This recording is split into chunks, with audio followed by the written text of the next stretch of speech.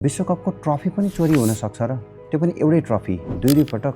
विश्वकप ट्रफी भन्ने बित्तिकै तपाईले यही ट्रफी सम्झनु भयो होला, तर चोरी भएको ट्रफी यो होइन। यो किस्सा त आजको विश्वकप ट्रफी अस्तित्वमा आउनु अघिको जुलो रिमे ट्रफीको हो।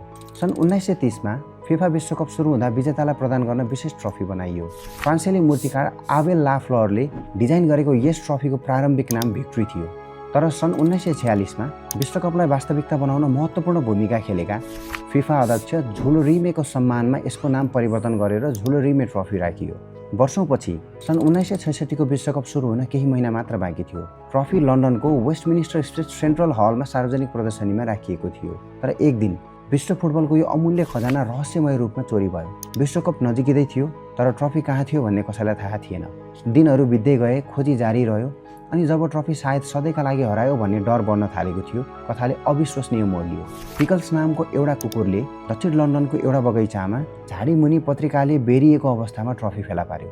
सन् 1970 मा ब्राजिल विश्वकप 3 पटक जित्ने पहिलो राष्ट्र बन्यो। त्यति बेलाको नियमअनुसार 3 पटक विश्वकप जित्ने राष्ट्रले ट्रफीको पर्मानेन्ट ओनरसिप पाउँथ्यो। त्यसैले जुलो रिमे ट्रफी अब सधैँका लागि ब्राजिलको बन्यो। लाग्थ्यो यसको कथा यहीँ समाप्त भयो, तर ठिक उल्टो भयो। सन् 1983 मा रियो डी जेनेरियो स्थित ब्राजिलियन फुटबल कन्फेडरेसनको मुख्यालयबाट यही ट्रफी फेरि चोरी भयो। पहिलो पटक चोरी हुँदा यो चमत्कारिक रूपमा फेला परेको थियो, तर दोस्रो पटक हराएपछि यो कहिल्यै फर्किएन। धेरैको विश्वास छ चोरहरूले यसलाई पगालेर नष्ट गरिदिए।